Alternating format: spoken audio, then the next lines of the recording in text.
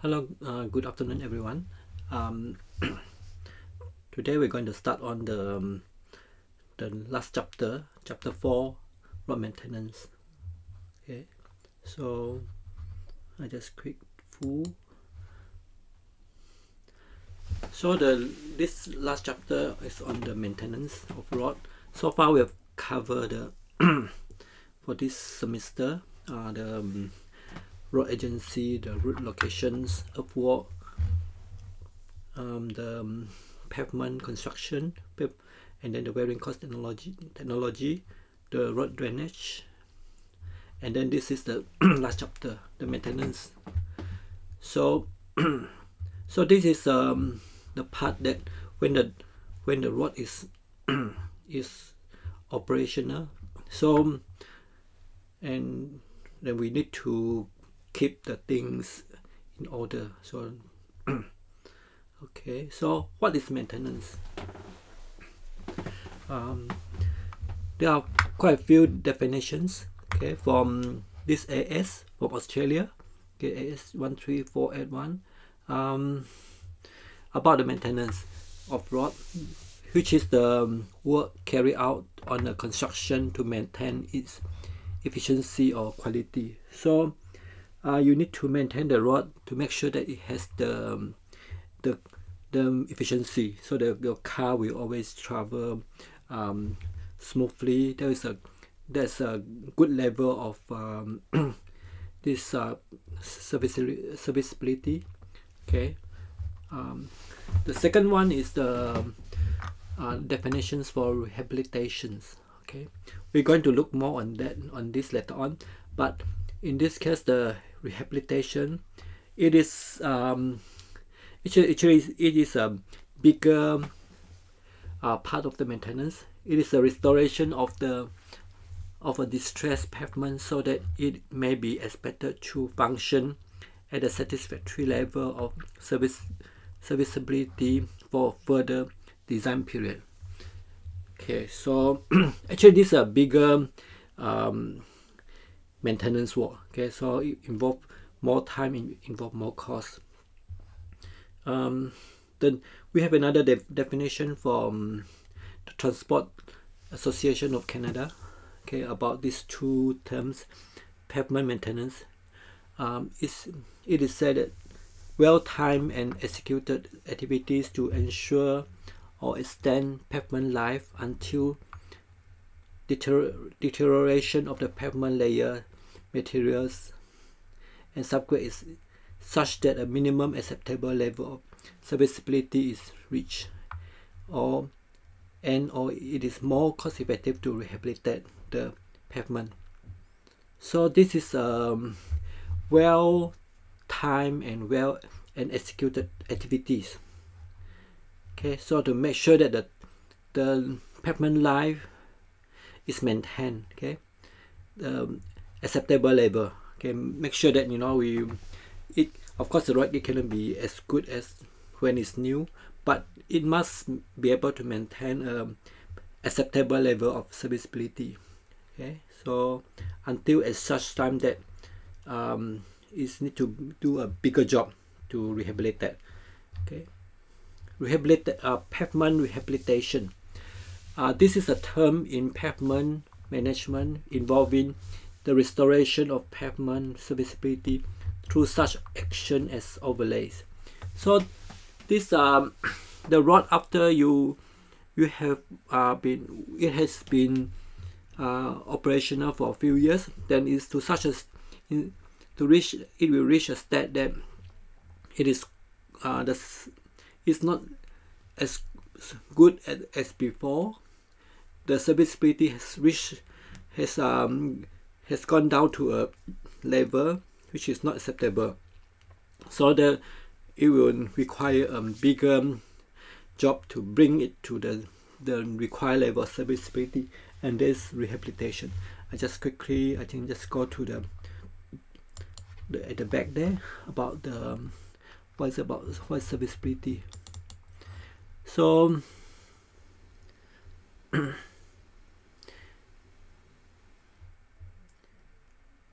okay, so like 1 and 2 and 3, we have these 3 steps. For this the rod, the accumulated axial loads, okay, the pavement condition. Okay, for 1 is the pavement deteriorate more slowly because of regular maintenance. 2, a first rehabilitation effort to return the pavement to near its original condition. So when we reach to such a state that we need to do a major overhaul of the rod, you know, it's a rehabilitation. It will go up. It will bring the level, the serviceability up again, and then we will maintain it by the routine maintenance, and later on it will go down to such a state that it will need to be rehabilitated again to bring the serviceability level up again, and after a few times, then it probably is not cost effective to do rehabilitation. Probably we need to do a reconstruction. Okay, so that is about maintenance and rehabilitations.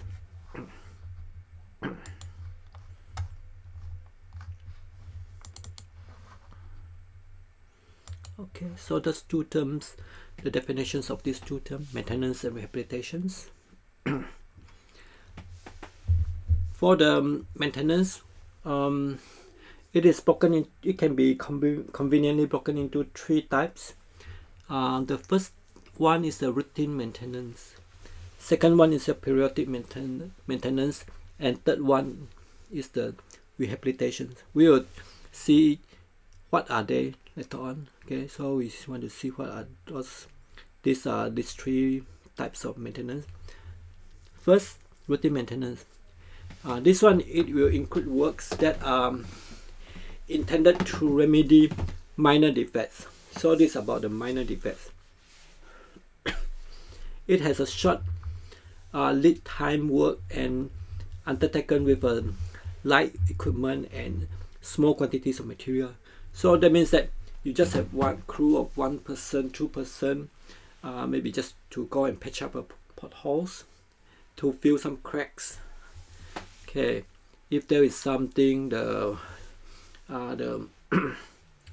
example, the culvert is blocked, somebody just go and unblock it. The drain is blocked, somebody need to just get a digger to go and clear the drains. Okay, so so it can be, it's not a big job, it can be done few hours. Some of the main activities in routine pavement maintenance are, I think there are a few types. A is a surfacing repair of minor localized areas of flushing, leveling, and stripping. So this one will, at the moment, we just take them as they are. Okay, there's some picture on this, but later on we need to have more in-depth study of what are these flushing, leveling, and stripping. So so this one, the flushing. Okay, so this one can be just a minor spot, you know, it's not the big one, just a few, for example, this flushing. Okay, there are methods to do it. Okay, so this one, it is fall under the routine maintenance. It probably just need a few hours job to clear the excess binder, excess bitumen.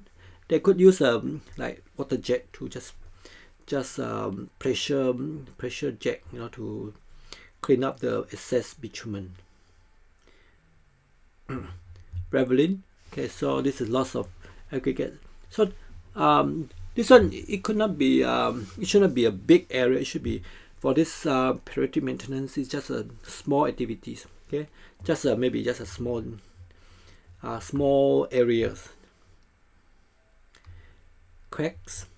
So these cracks, you need to fill up the cracks. You know, if you see some cracks on the rod, they need to be filled up. Otherwise, the water will go through, will seep through, and it will cause some it will wet the subgrade and damage the rod. Okay, because the rod will be weakened if the subgrade, because CBR will it will go down, and then it will not have that bearing strength, and then it cannot support the pavement, cannot support the traffic loading. It can cause some rutting.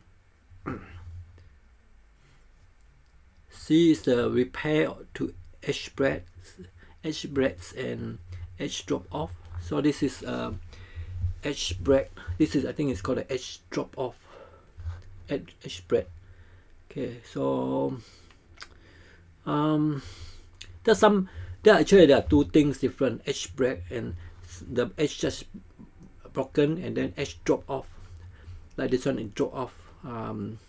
So they are both the edge defects. They need to be fixed. Okay, again, this is not a big. It should not be a major repair. Okay, it could be maybe just the, like for example, just a little bit. Okay, if the whole stretch of rod is need to repair, that it will not be under the routine maintenance. That could be under the periodic maintenance. Okay, so these these potholes. So there are some potholes after a few days of raining, so they need to be patched up quite fast. Okay, sometimes they have this the requirement that within 48 hours, when the public report it to the council, they need to be patched up. Okay, and this one, the shoulder grading or shoulder reshaping. This is mostly for the rural road. You know, the rural road, usually the shoulder is not sealed. They could be, you know, just earth shoulder. So sometimes the truck, they will run over the the shoulder, so cause the wheel track, and then it can block the water flow. So they need to be clear. The shoulder need to be reshaped. Make sure that it has the course for the water to flow from the pavement to the table drain here. Okay. Vegetation control. The council or the like in New Zealand is like the NZTA. If they have roads, you know, there's state highway, there are a lot of vegetation. That's the job, you know, to the roadside. Then on the shoulder, they need to make sure that they cut the grass. If there's some branches, you know, quite near to the road, they also need to trim it, cut it back. Okay, so to control the vegetation, make sure that the road, the grass or the the tree branches, the scrubs, do not come to the road.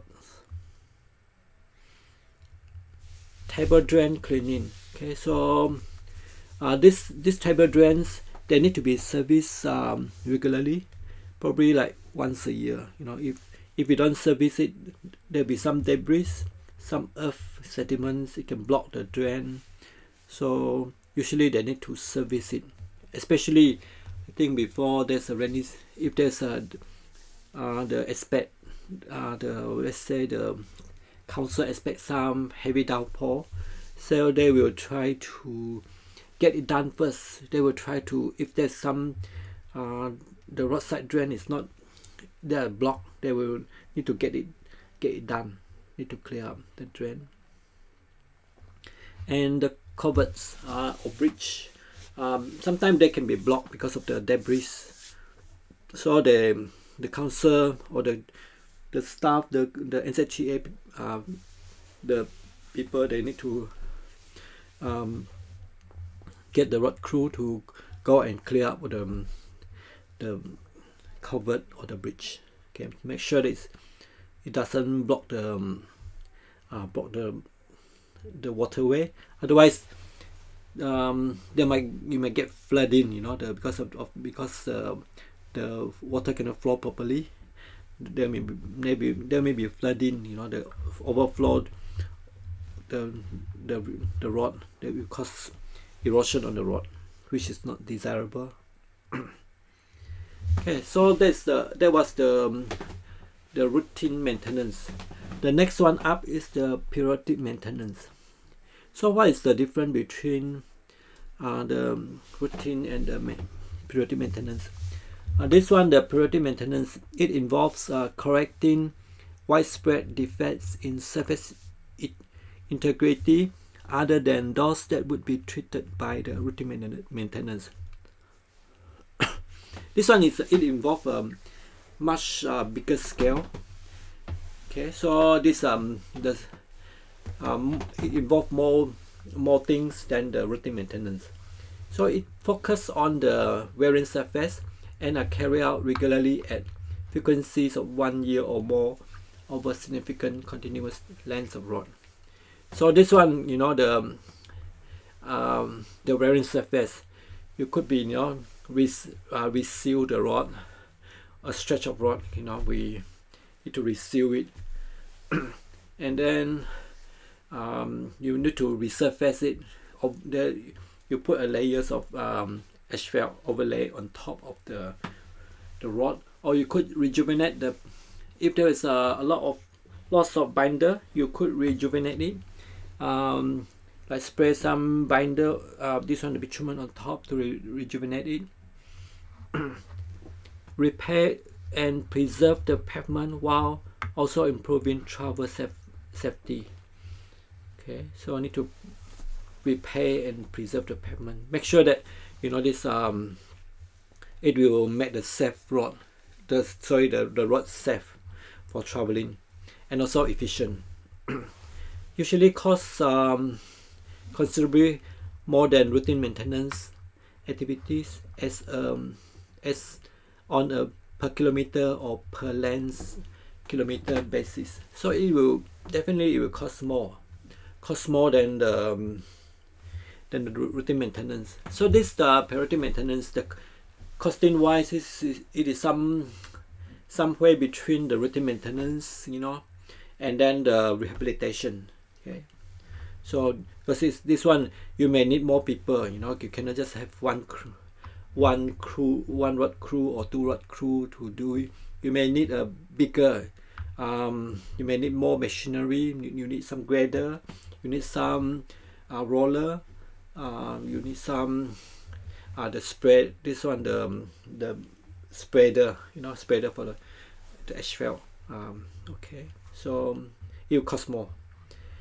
Distress justifying this treatment include the bitumen oxidation. This bitumen oxidation is the bitumen become brittle because of the UV light from the sun. It can the bitumen. Okay, so they need to be, you know, when it's new, the bitumen is very flexible. It's black, and then after being oxidized, it will be turned to gray and it become brittle. General block cracking, polishing, flushing, raveling, or stripping. So we did talk about the all those the flushing, the raveling, stripping as well, but this in terms of scale, in terms of cost. So the routine maintenance will be involve much smaller scale. Okay, maybe just you know, in terms of flushing, just a small area, but this one will be much bigger. Okay. Some of the main activities in periodic maintenance: resurfacing of significant area of pavement. Okay, so we're talking about greater than 500 meters square. 500 meters square of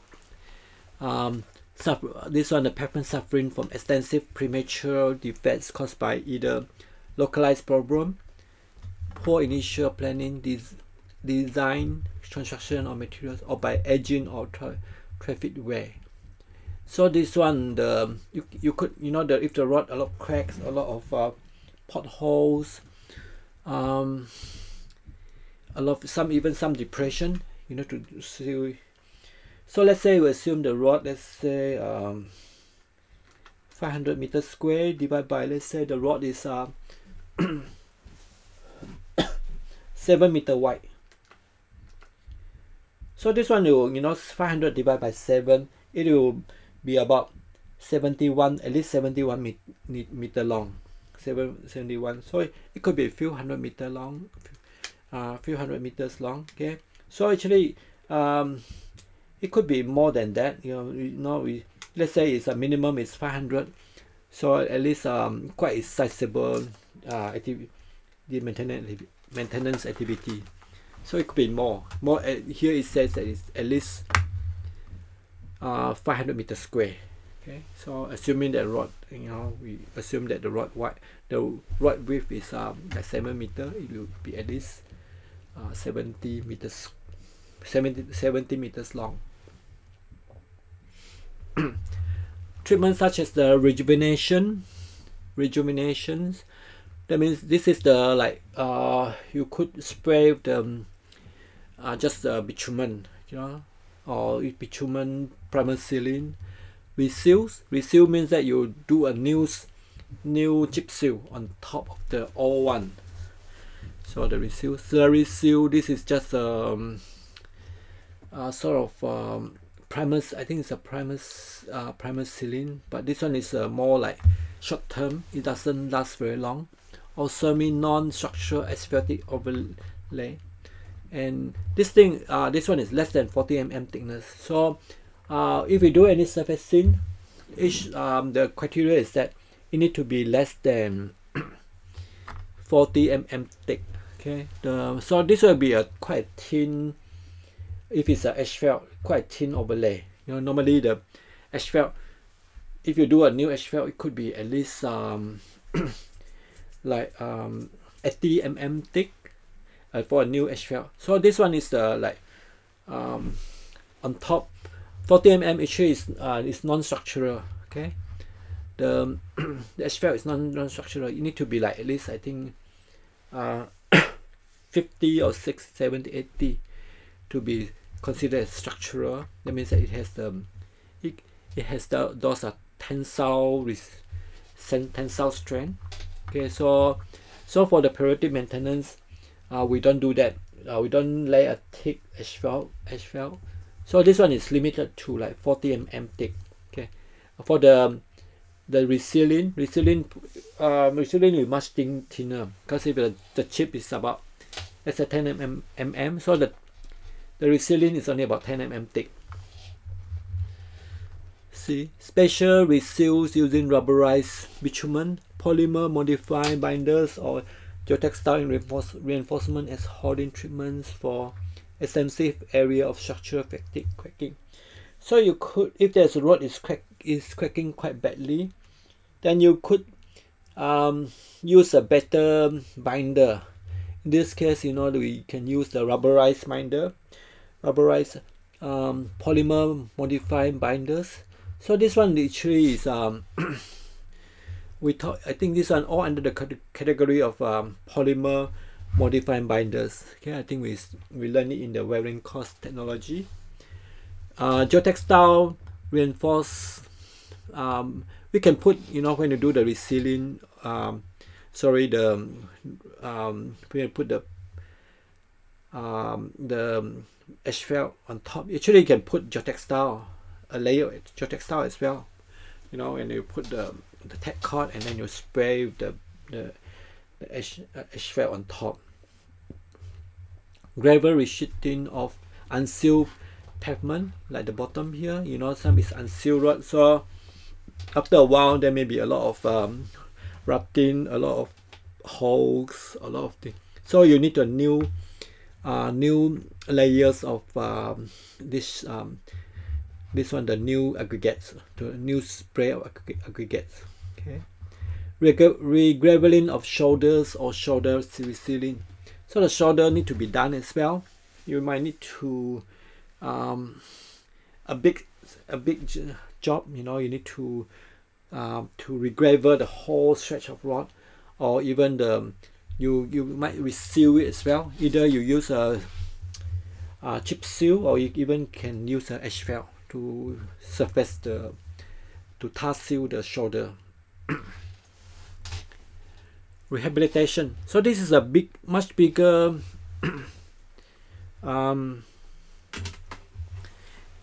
much bigger job of maintenance than both the routine maintenance and the periodic maintenance.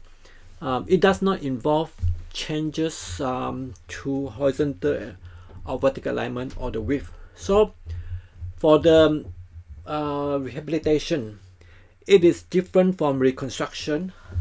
Is that, you know, you don't change the alignment of the rod, you don't change the horizontal alignment or the vertical alignment of the rod. Okay, you don't change, if the rod is not straight, you don't straighten the rod, or if the rod is too steep, you don't go and cut down the heel, or the rod is too low, you try to raise the rod level up. So that one is not under the category of rehabilitation. That one probably is called a reconstruction. Okay, so normally we don't change the width as well. More like the rod width is about, let's say, two lengths two-way rod. Let's say it's maybe 7 meter, 3.5 meter for both lengths. So 7 meter. You don't go and change it to like 8 meters wide. So 4 meter. Okay, we don't change the, or you add another length, you know, become like 4 lengths or 3 lengths. Okay, so you doesn't involve the change of width, but it can include the strengthening and sometimes minor widening. We can do the strengthening, okay, but the widening is only very minor. Okay, so maybe just at the corner, the rod, you might need to, for safety reason, you need to widen it a bit so that make the length bigger, so that for the big truck they can turn better. Are much more expensive than periodic maintenance and are less frequent. So this rehabilitation will it has a longer frequency, and then it will cost more. It's more expensive. Okay, it's usually chosen following an economic evaluation or of alternative treatments. So this one, you know, it could be like, for example, you know, if the NZTA, they will usually sub it out to the contractors to do it. Okay, so actually, like now, I think the council, most of the thing, all the maintenance job, they sub it out to the contractor. Okay, not like the all time, the Ministry of Work, they have their own work crew to do the job. Okay, so this one will involve more. If you know this could be a separate job. You know, the rehabilitation, it may involve like certain stretch of rod. It may involve few millions dollars. So they need to do a bit of contract, you know, to open up for bidding. You know, there are few for the contractor to bid for the job. So it's quite a major job for the rehabilitation. It could involve like 5 kilometers long of rods that need to be resurfaced. Okay, some of the main activities are listed below. Major patching. Again, this the area, it need to be quite substantial, like greater than 500 meter long. Okay, so sorry, 500 meters square. The square is, the 2 is gone. Greater than 500 meters square. Okay. The major is this more serious than the periodic the job is more serious than the periodic maintenance. Okay, this area could be suffering from extensive premature failure defects, usually due to localized problem of poor initial design and materials. The form of visual distress justify these activities include widespread potholing. There's a lot of potholes. Probably this one is too, I think it's I don't know, not in New Zealand, probably in some other countries, the third world country, where there are a lot of rents, a lot of extensive cracking or shoveling. Like sometimes the rod, certain part can be like just collapse, the big depression, because there's some problem with not only the pavement, but it could be the subgrade as well. Structural reinstatement of pavement at or near the end of its life, and with the appearance of extensive general crocodile cracking, shelving, and potholing. Treatments include overlays such as granular reshoot plus new surfacing. Okay, all these things. The difference between the the periodic maintenance and the rehabilitation is that this one it can be it is not just the surface only, like in the periodic maintenance, not more than 40 mm, but this one can be, it can be anything. You could do the redo the whole thing again. You could redo the whole pavement. Only thing is that you cannot change the rod alignment. You cannot change the horizontal alignment. You cannot change the vertical alignment. Okay, you can total redo of the rod. It could be a major overhaul of the rod. To redo the whole pavement. You could involve this the in situ stabilization. You could like cement, or it could be bitumen. This one is looks like a cement stabilization.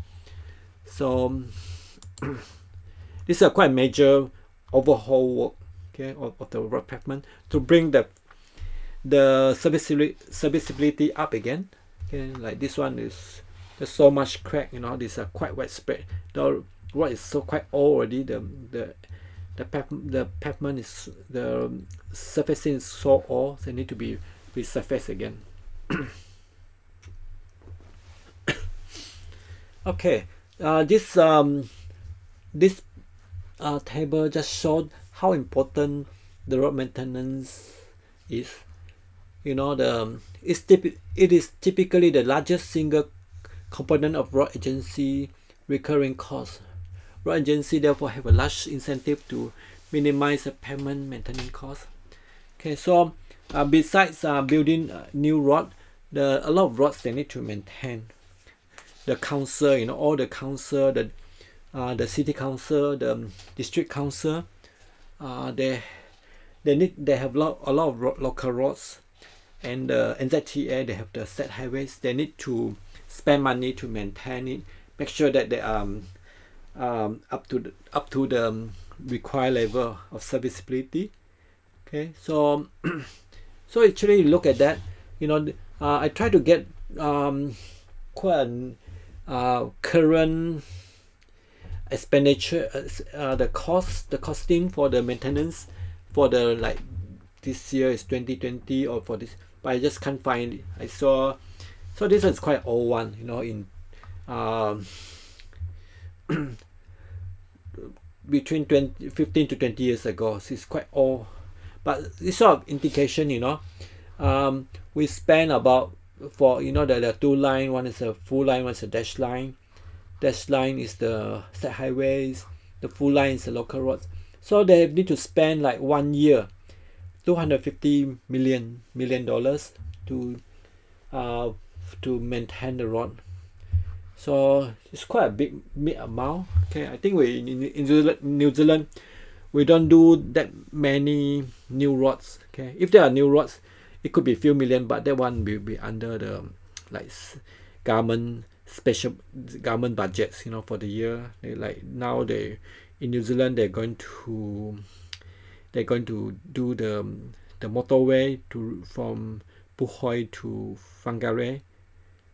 Yeah, so that one will be under the government budgets. So but a lot of other like this maintenance, the NZTA, they have to foot the bill, like the council, the Auckland Council, Auckland Transport, or the District Council, they need to get the revenue, like from the RETs and other things from the government as well, the NLTP funding to do the to do the maintenance.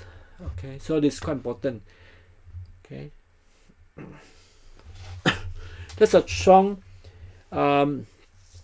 correlation between road maintenance, road pavement condition, and vehicle operating costs. Most elements of vehicle operating costs increase as pavement condition deteriorates. Such increase arise from increased wear and tear on vehicle, fuel usage, and lower travel speed. Okay, so that means that if you don't maintain the road, it's going to cost more. Cost more for the for the road users. Okay, so we have to pay more. They pay more for the repair because the vehicle will suffer more tear and wear, and you have to spend more money on the fuel as well, because you travel you travel slower, instead of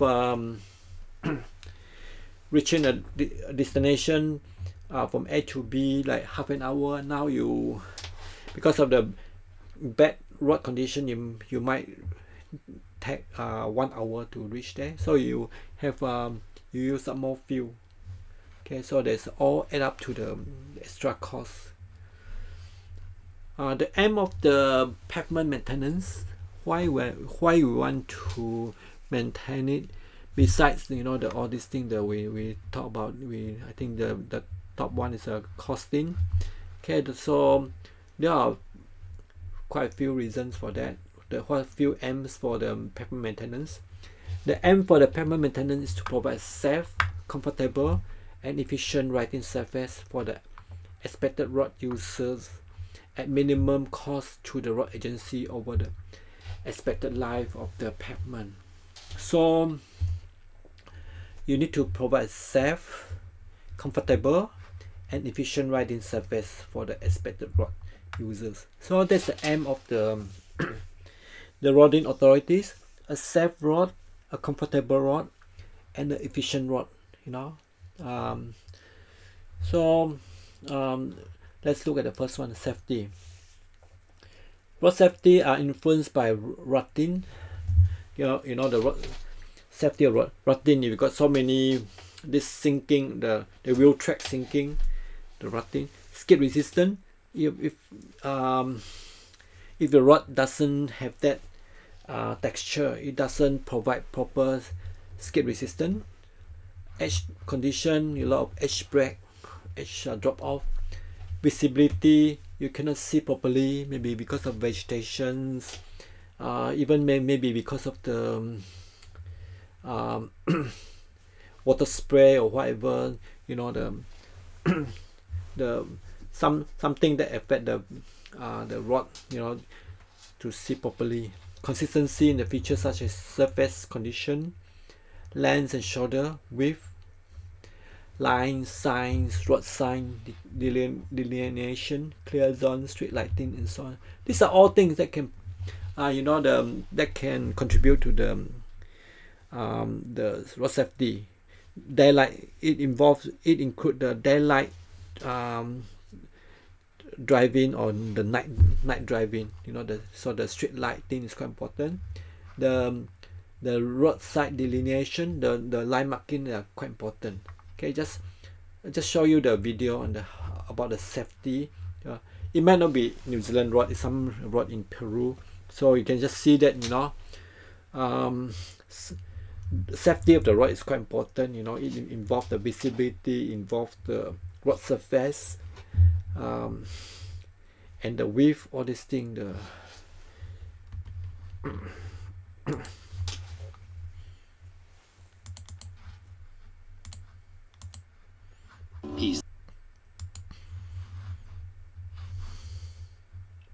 Okay, so that's a quite dangerous rod in Peru. Okay, I think in New Zealand there's some rod quite dangerous as well. I think in somewhere near to Queenstown. Go to, I think it's somewhere in that place. You know, there's one rod that they restrict the I think the camper van to go as well. Okay, so there's certain rod that's quite, because there are quite a lot of this valley and then the narrow rods over there as well. So this is a safety aspect. You know, and a lot of rods, you know, you like previously we said the skid resistant, that involve the micro texture and macro textures. You know, if both of these things are good, are important. Macro texture is for high speed skid resistant, and the micro texture is for the low speed resistant, low speed skid resistant. You know, so they are important. You know, for the high speed driving and low speed driving. Okay, and on the road you have to there will be some animals crossing the road as well, so you need to look out for this for the animals. Otherwise the animal will get killed or even accident. You know, even the car will get this damage as well. Even the vehicle occupants will get, I think, injured or even killed as well, because if you hit a big animal, you hit a big deer crossing the road. Okay, so night driving, you need to have all of these features: the lens delineations, and those reflector, I think they call the cat eyes, and then the reflector on the, they need to do the poles and then put the reflector on the pole as well, so they can be seen clearly at night. Like some road, they don't have this for the like state highway, they don't have the street lighting all the way, so they need to have all this reflector so that the night driving can will not be dangerous.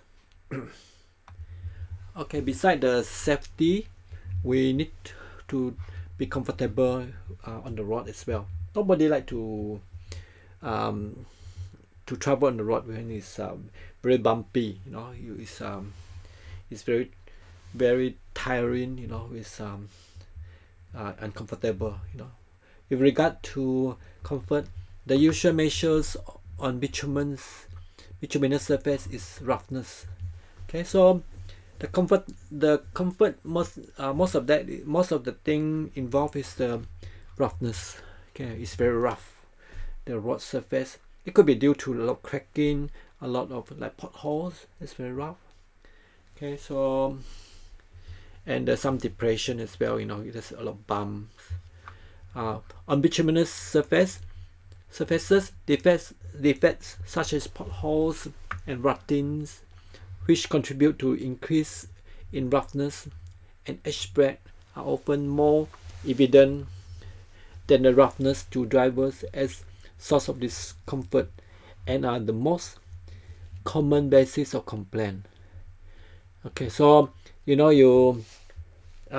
if your road a lot of potholes, a lot of this the rutting, all this one is very rough. You know, the road the road will be very bumpy, very rough drive. So let's look at the I need to look at the two video clips. One is on this the very uncomfortable trip. It's just an animation. It's not a real video clip. Okay.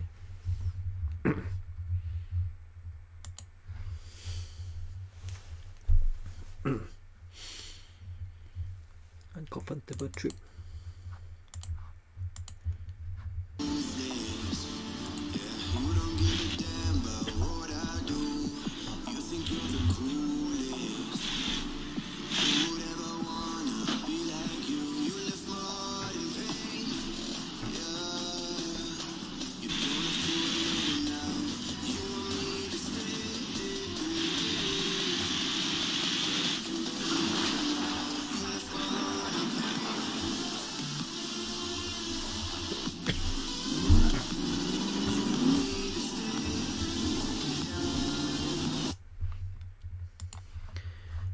Okay, so there was quite a bumpy ride. Okay, you know, even the truck on the on that what's that pickup on that on the back of another big truck also dropped down. This is how rough the road it is. Okay, so nobody would like to travel on that road. Yeah, you can't. You probably you slow down. You know, on that type of road you can only go 50-60 km. Okay, next one, unsealed roads. The main source of discomfort includes the corrugation, rutting, potholes, shelving, coarse texture, loose material, slipperiness in wet condition, and dust when dry. So sometimes the surface condition is similar to the sealed road as well. Also, they have potholes. They also have these cracks. They also have this rutting, shelving, depression, and furthermore, it has a lot of dust as well. Okay, so have a look at this unsealed road. Unsealed road. Okay, so driving in chip seal road.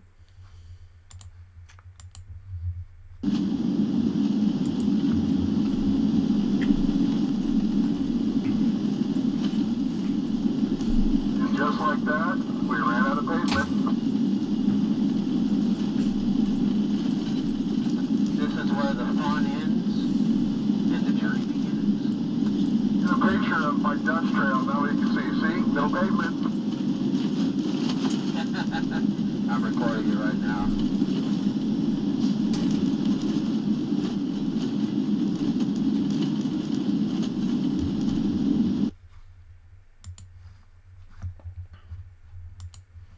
Okay, I think there's unsealed road.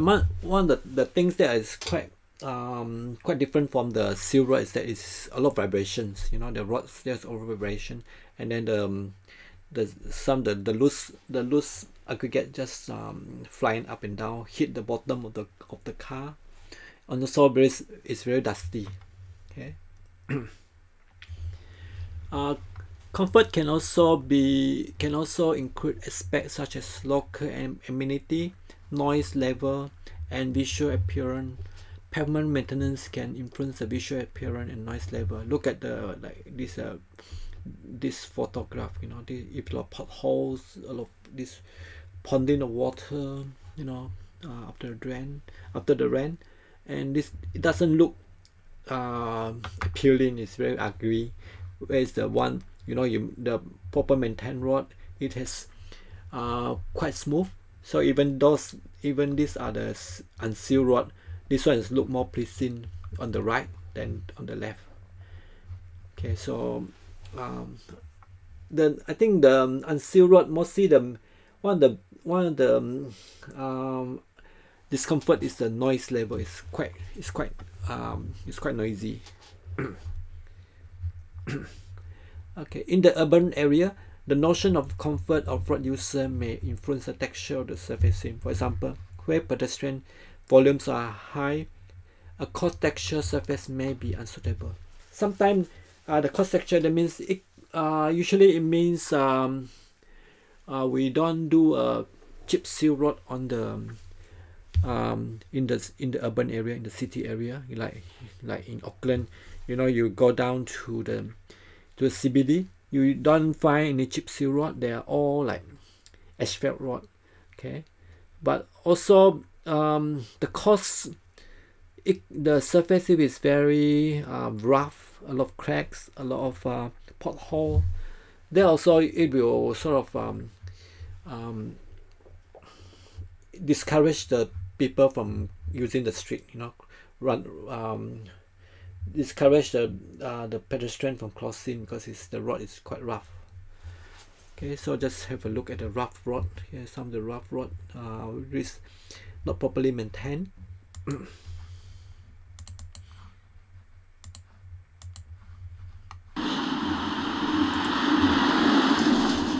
Conditions are pretty bad. It's rough for all the cars. When the jitneys go by at night, it sounds like you know, like a track trailers going by. It's like it's this bad. You can hear them right now. It sounds like they're falling, they're rattle apart. There's a couple spots down past Tropicana. It's bad too, but I think this is the worst area up in here. I see so many of them, I can just ignore them now. It's sort of like just on autopilot now. Just trying to steer around them.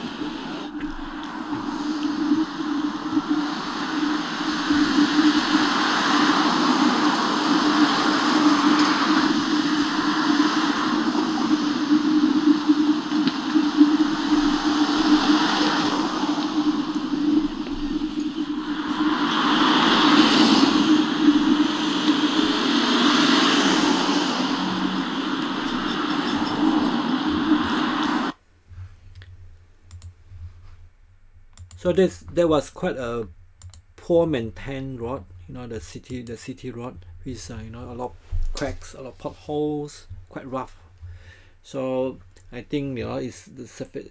I think the pedestrian will be. I think it will discourage people from using the street as well. The cyclists, you know, they will, because nobody like to be walking on a very rough road, and then if you trip, you know, you might fall down the road as well. Okay, efficiency. So we have, for the aim of maintenance, we look at we have seen there's safety and comfort, and then third one is efficiency. Okay, it's best measured by road user costs. Okay, the efficiency, road users cost, that means that the road users are the people who are using the road, the car drivers, the occupants, the truck drivers. Okay, dominant element is time cost of occupants, including driver, and where applicable freight. So that means that the time cost of occupants, the traveling time is like 2 hours. It could have been like 1 hour, but because of the traffic jam, because of the poor road condition, actually, sorry, the traffic jam is not because of the road, the poor maintenance. That one is because of the capacity of the road. But if your travel is quite slow because of the road surface, you know, it's a very poor, bad road. So it took you 2 hours to travel instead of 1 hour. So that will waste quite a lot of this the road user's time, you know. 1 hour you could have done other thing. Okay, so the freight as well, you know, the truck, you know, it takes longer time to deliver the goods to the other places. The time cost related to travel speed.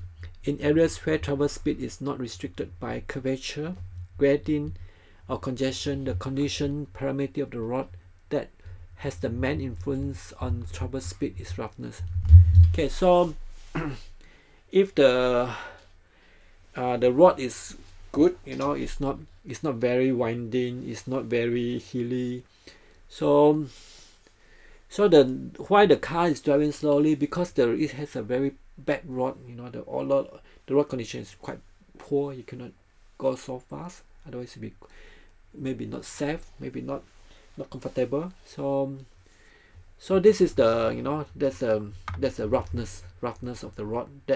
That's the main cause of the reason why the people the main reason why the road is not efficient. Okay, let's see the car damage by the so if the road is very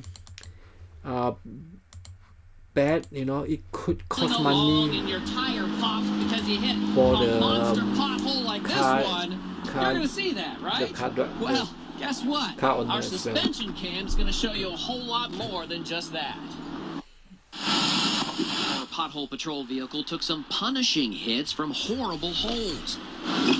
Check out the slow-mo of our suspension getting jolted again and again. Customers at nearby Conrad's brought in a car today with a bent strut and crooked wheel, all from a pothole. How hard is it to bend a strut like that?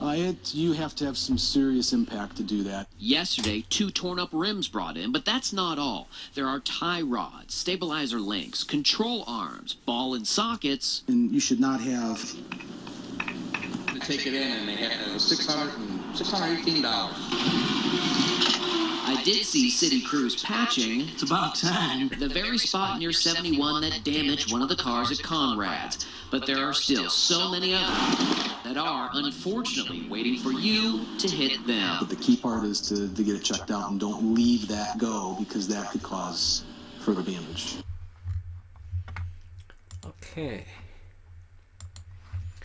So the rod is so bad, you know, it causes a lot of the damage to the car. So it will increase the repair cost as well, the maintenance cost for the car as well. So the inefficient rod, you know, is you know, it will cost money, the time cost as well. I think is to increase the cost of repair as well. Surface texture also influence fuel consumption because of the energy losses in tires, heat generation, and hysteresis. Tire with larger radii and larger pressure are less sensitive. Hence, in relative terms, trucks are less prone to loss of efficiency from surface texture. That means that, you know, for the rod which is rough, usually it affects the small vehicle more than the big vehicle, because the tire is big, so it doesn't feel that bad. You know, even the rod is rough, it doesn't feel that bad. Whereas your wheel is very, very small, your tire is very small, even small a bit of rough rod, you can feel the effect, you feel the vibration, you know, because of you got a small tire. Okay, surface deflection is another condition parameter thought to influence rod user cost for truck. So this one is a bit excessive, you know. We don't you probably don't find many rods like this, so it's excessive the deflection. But we could get some deflection. Is I think there are some maybe some. It's not the rod generally is there's no rutting, no potholes, but just that there's a bit like roller coaster. You know, the rod is going up and down, You know, even though the rod is supposed to be the surface, the lens, the terrain is quite flat, but the rod is up and down.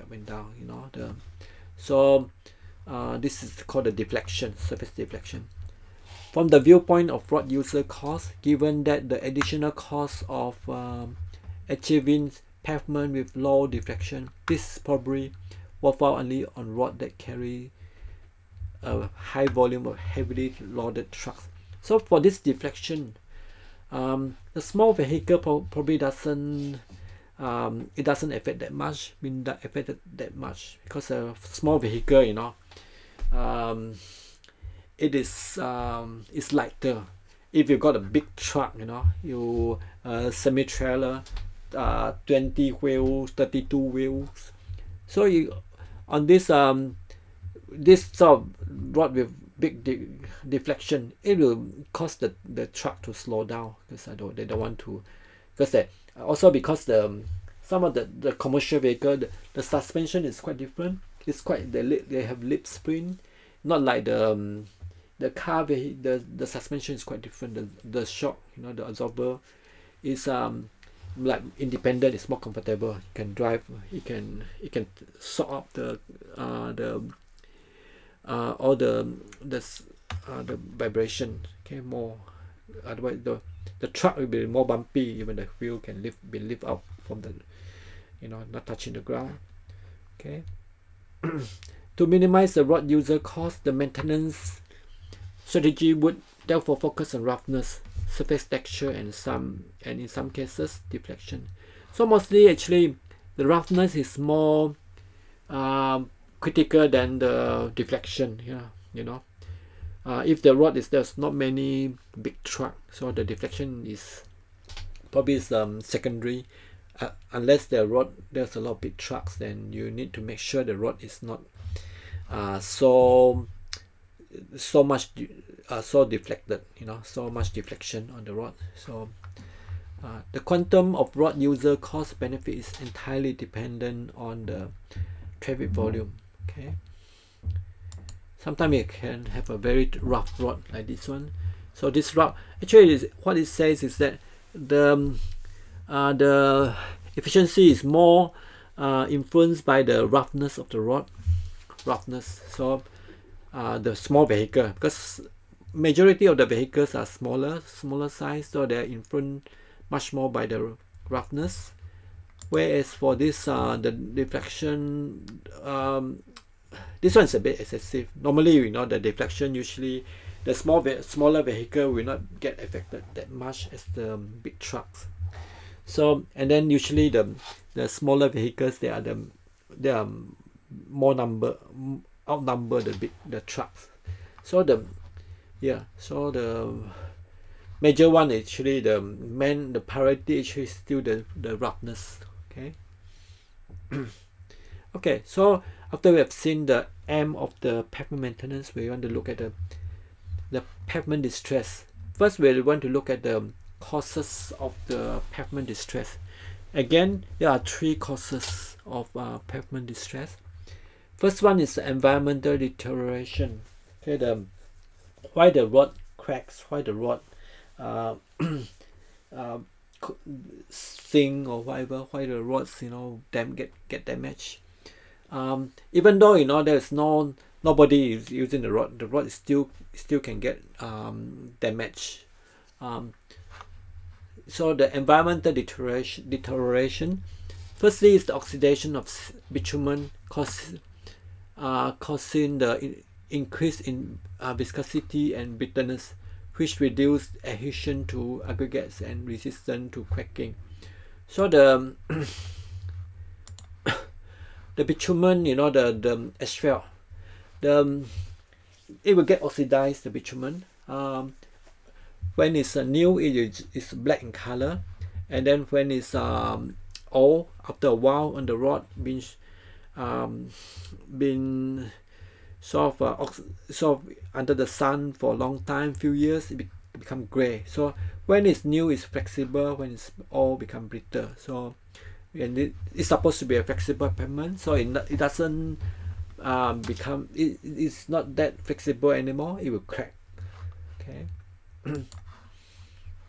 Softening of natural material due to increase in moisture content. So this one mostly the subgrade, you know, if you have somehow the water get into the subgrade, the things will get soft. The material becomes soft. It's not the support will be less. The bearing strength will be less. Okay. Change in subgrade support due to movement caused by wetting and drying circle of expensive clay. You know, last time that we talked about the expensive clay during the clearing. The clay is it has a problem with the volumetric stability, because it doesn't stay, the volume doesn't stay constant, because it will swell when it's wet and it will shrink when it's dry. So the change in volume, it will cause cracking on the pavement materials, even reflected up to the asphalt surface. Okay, it can cause cracking because of the underlying problem. Erosion caused by wind or water flow. So yeah, so this one, all the temperature, the extreme heat on the road surface, you know, it affect the rod.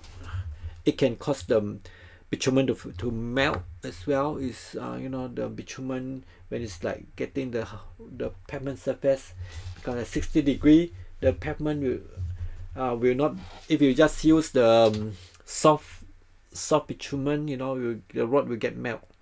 Unless you use a polymerized bitumen, you know, it can withstand a high temperature. Okay, and heavy rain, it will cause damage to the rod as well, because the rain may go under seep into the pavement and soften subgrade.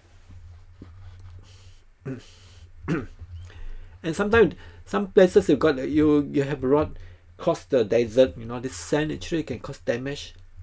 sand blown by the wind, actually you can do some sort of not only cover the rod, and then it could polish the rod as well, you know. It can cause some damage, and some subgrade problem here, you know. The subgrade is not strong, so that the whole rod is sinking down, you know, rod subgrade sinking.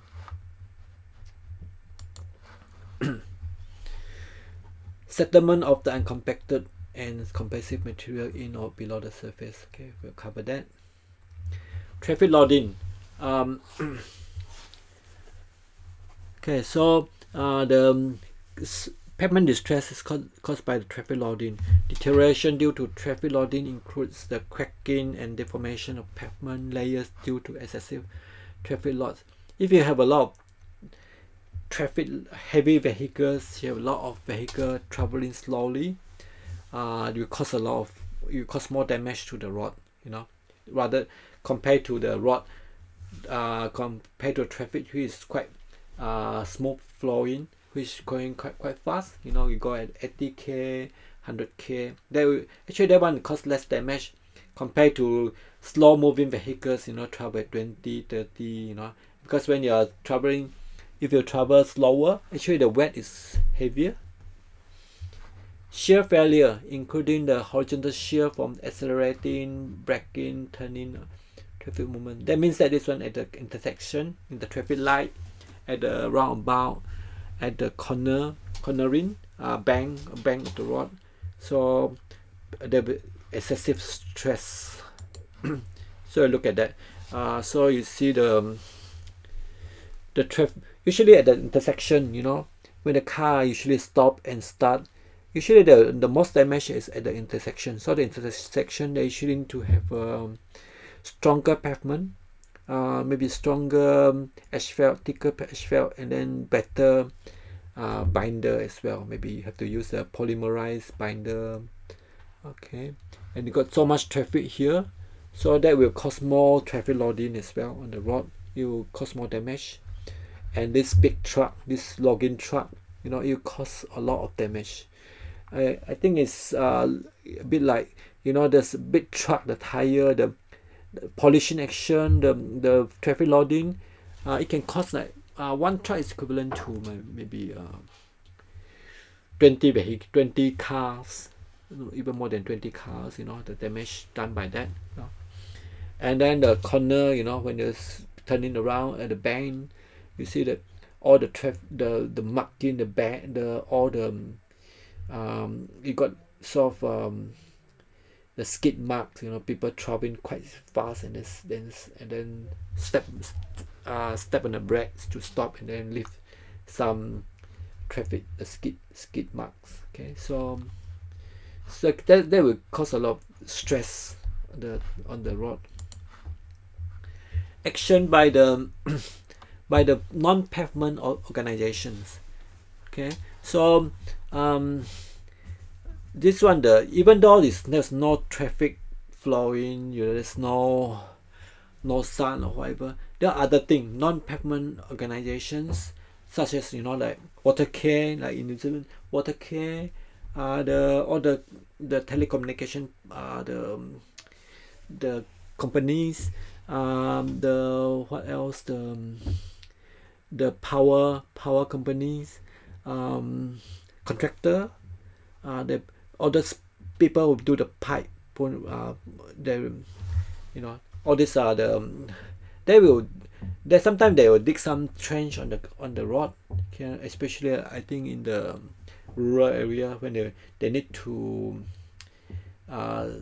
sometimes, because the water pipe, it can be at the middle of the road, sometimes like in urban road. So if the pipe is you need to service the pipe, sometimes the pipe's leaking, when you may need to dig the trench, and then you backfill if you don't backfill properly. So later we see the diagram as well.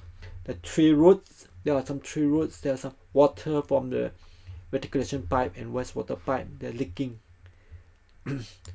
Okay, so you see some of the roads, you know, especially for the urban road, the trees just so if you plant, there's a big trees on the berm, at the berm, So the tree roots actually can damage the rod. You know, the tree roots actually can sort of lift up the this one, the rod as well. You know, they can crack, being the rods can be cracked by the roots.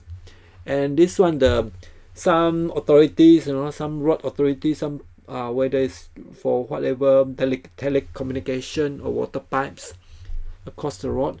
So after they've done it, they dug the trench and then backfill, but somehow they didn't restore it properly. So there's become the drops here.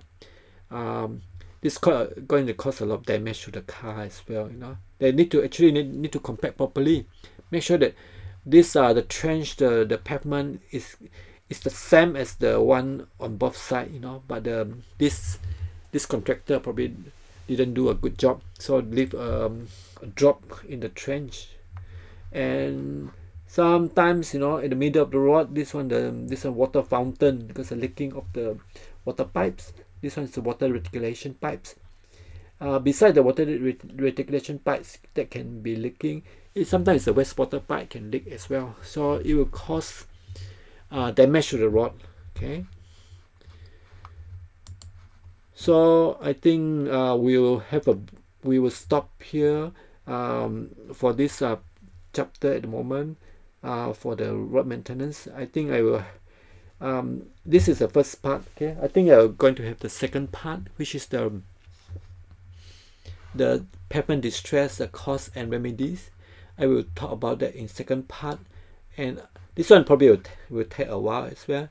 And then after that, we go to the third part, is the pavement evaluations. Okay, the pavement evaluation procedures. How do we evaluate? How do we do check the cracking, check all the rods defects well to plan the rods defects. Okay, so that's all for this, the first part of the rod maintenance. Okay, so we thank you.